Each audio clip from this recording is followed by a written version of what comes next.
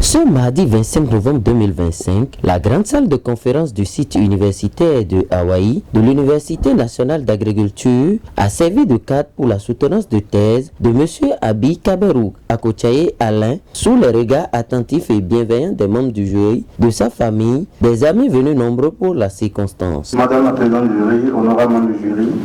chers parents et amis, soyez les bienvenus à cette cérémonie de soutenance qui marque la fin de notre formation à l'école doctorale des sciences agronomiques et de l'eau de l'Université nationale d'agriculture dans la formation sciences végétales, horticoles et forestières. La présente thématique dont nous avons ainsi honneur de vous présenter est intitulée « Imagerie de télédétection appliquée à la détection des parcs agroforestiers d'Anakad et évaluation de stock de carbone en contexte de changement climatique ». 3 heures d'horloge durant, le jeune chercheur a captivé l'auditoire en dévoilant les résultats de sa thèse consacrée à l'utilisation de la télédétection, notamment le drone, pour cartographier les plantations d'anacadiers et mesurer leur exceptionnel potentiel de séquestration de carbone dans un contexte de changement climatique croissant. À cette ère de développement de l'intelligence artificielle et face à l'impérieuse nécessité de l'amélioration de la productivité des différentes spéculations agricoles dans un contexte de changement climatique accru, cette thèse vient se pencher sur un pan important des alternatives crédibles. Cette étude conduite par Alain Abi Kaberou porte sur les plantations d'anacadiers. Il a utilisé des outils modernes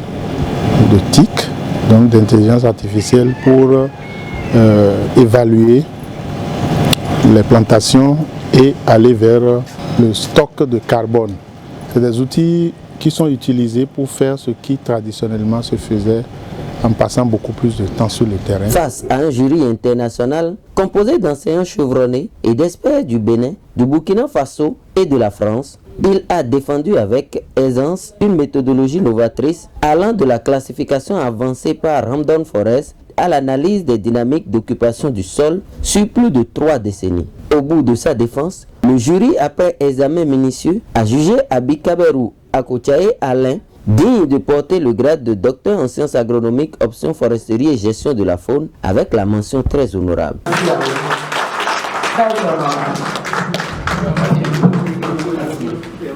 Vraiment un sentiment de joie,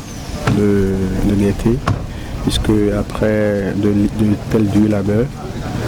arriver à ce niveau de notre parcours, c'est vraiment un sentiment de satisfaction. Et nous ne pouvons que louer l'Éternel pour cet accomplissement et remercier également les membres de l'Université nationale d'agriculture et en particulier ceux de l'administration de l'école doctorale. Tout d'abord, on était déjà passionné par l'utilisation des outils de télédétection depuis notre entrée en agronomie et nous avions voulu continuer dans cette lancée en nous orientant sur cette thématique qui est encore d'actualité et vu que les plantations d'anacades constituent une filière stratégique pour le gouvernement et beaucoup de producteurs s'intéressent compte tenu de la forte rentabilité socio-économique. Cela nous a vraiment poussé à réfléchir sur l'utilisation de ces outils pour pouvoir évaluer très rapidement le rendement, la contribution écologique en termes de